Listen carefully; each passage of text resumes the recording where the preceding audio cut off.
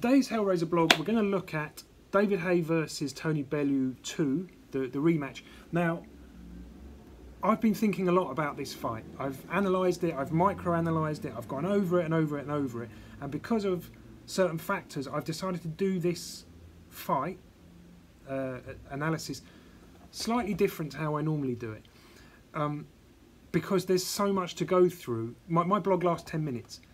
And I can't fit this into 10 minutes. There's too much. And if I do, I'm missing out too many things that I don't want to miss out. As you know, if you follow the Hellraiser blog is about quality, not rushing things through. So the first chapter, if you like, of the Haye Bellew 2 analysis blog is David Haye Keys to Victory.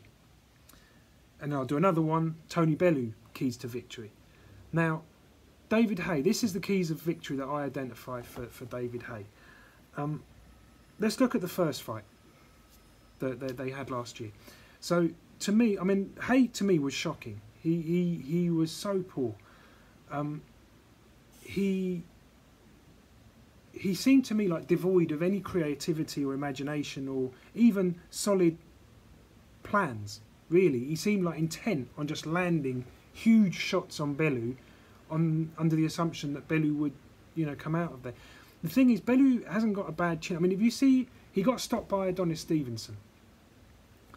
If you look at the stoppage against Stevenson, the punches that actually take him out, they're fast and they're short, sharp punches. And I think if Haye is to knock Bellew out, he needs to drop weight. He came in at, I think, 224 pounds. Yeah, 224.5 pounds against Bellew, which to me is too heavy. And the tactics which he engaged against Bellew, he'd engaged in the two previous fights that he'd had Haye.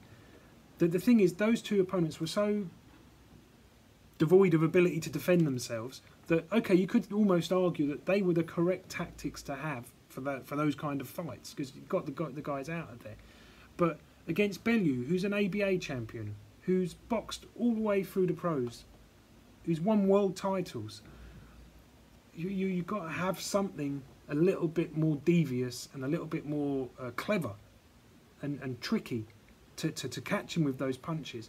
And if Haye comes into the rematch heavy, I don't think, because although those big heavy arms, big shots, they might do more damage, if you like, on the surface of the skin because they're heavier. In terms of concussiveness, they won't have the impact. And that's why Haye didn't have the impact last time he fought, in my opinion, because Bellew could see everything coming. He was able to ride that storm. And I thought Bellew's tactics were very good. He stayed, although I had Haye winning the first 4 rounds, so you could argue, well, maybe the tactics weren't so good. But what Bellew was actually doing was very clever. He was standing close enough for Haye to keep throwing punches, and every time Haye stopped, boom, out would go a shot, and then Haye has to go again and keep working. And I think Bellew knew. I mean, there was big problems for Haye early on in his career with stamina. Even in the amateurs, he had problems with stamina. I remember seeing him box as a 16-year-old at the press centre for Fitzroy Lodge, and he had innate power. You could see he just had like God-given power. And something else that he had that I was really impressed when I saw him is he had very good head movement. For a young kid that just starting, he really moved his head well. And that stayed with him throughout. One of the main weaknesses that I would identify in Haye, first one I'd say the stamina. The second one that I don't like is the low left hand. Now, if a fighter has good feet and good head movement, I will sometimes suffer the low left hand, because it even can be a good tactic, because it can work to draw the opponent in, who's always looking to throw that right hand over the low left, and then if you can time it right, then you can come back with a counter, and you're hitting someone moving forwards, you can knock them out more easily. Haye, for me, does not have good footwork. He's never had good footwork. Adam Booth trained him, Shane McGuigan trained him. Neither of them addressed the thing that for me was the biggest weakness, which is that Haye fights two side on, and he loses leverage in his punches because his legs and his feet are too one behind the other to allow him to get enough leverage. If he was a little bit squarer, he'd probably, and I think it's testament to his power that he's managed to knock so many people out despite this sort of way that he has of positioning his feet, which actually detracts from the power that he's able to generate. I mean, he's knocked plenty of people out, but he's done that sort of in spite of how his legs were, rather than thanks to how he's positioned his feet and his legs. It's very interesting that he's now with Ismael Salas, because Ismael Salas was he used my gym in Limehouse to prepare Jorge Linares for his fight with Kevin Mitchell. So I saw him in detail there. I could see exactly what he was doing, and also I've come across him in the Top Rank gym in Vegas. And Ismael Salas actually has his own gym in Vegas, but I never went to it. But I did see him at the Top Rank gym. Now this sort of hullabaloo about Ismael Salas, you see it all the time in boxing. You know, this trainer, oh, he's like, you know, or Adam Booth at one point was the Dark Lord. You know, it's like boxing's all a big secret. Only this guy knows. Right. Well, I very rarely go with that. Occasionally I do see a trainer who seems to be doing things completely different and it is working, and you try and decipher why it works. But with Ismael Salas, one thing that I will say, the things that he does do, I mean, I didn't see anything, he didn't do anything that I've never seen before. He only did things that I have seen before.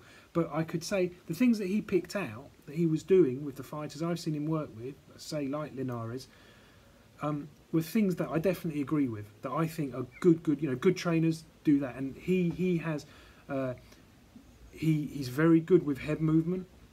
He is very good with feet and with the biomechanics of the body, getting fighters so that they optimise their leverage and they get their sort of their leverage. They can really, they have like a solid base, and that's going to suit David Haye a lot better. And I think he will get David Haye more square on. I'm sure he will, because I know Salas, and I know he won't allow a fighter to be there without commenting on it. He won't be able to stop himself. He will have Haye much more square on. Now, that I think will work in to the benefit of David Haye, because I think he will get his right hand across a lot more than what he was able to in the first fight. I'm hoping for David he comes down in weight, because he came in at 224 pounds, and that to me is too heavy for David Haye. And David Haye at long range, his footwork is okay. But David Haye at close quarters, his feet has been so clumsy.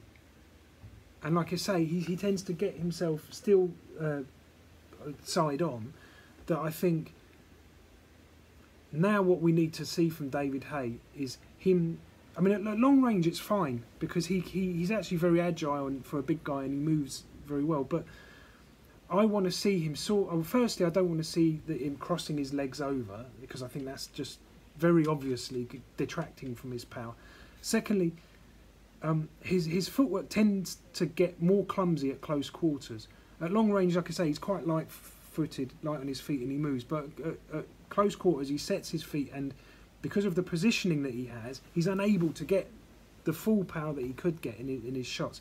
I think Salas might be the guy, Ismael Salas might be the guy to actually pull that round and get Haye punching better and harder, and that could be of influence in this fight. Because I think in the first fight, his feet were so wide apart. And it's so obvious, if someone stands like that in front of you, you know what's going through their mind. They're trying to take you out with one shot, and that's what Bellew saw, and that's what actually protected Bellew. It stopped him from getting hurt by those punches. But Haye, his mindset looked like he was just convinced he's going to get him out of there in one punch. And it's not like Haye's power didn't make an impression on Bellew, because it did.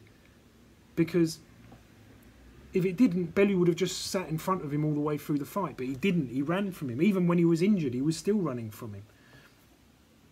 But I think here we've got a fight now where Haye has to come down in weight. He has to use the jab, not just have the jab as like an incidental weapon that is there but doesn't really set anything up. And he needs to get his feet right. And I think if he does that, we might see a slightly different fight second time round. Give us a subscribe, please, guys, and look out for the next blog. Thanks, bye-bye.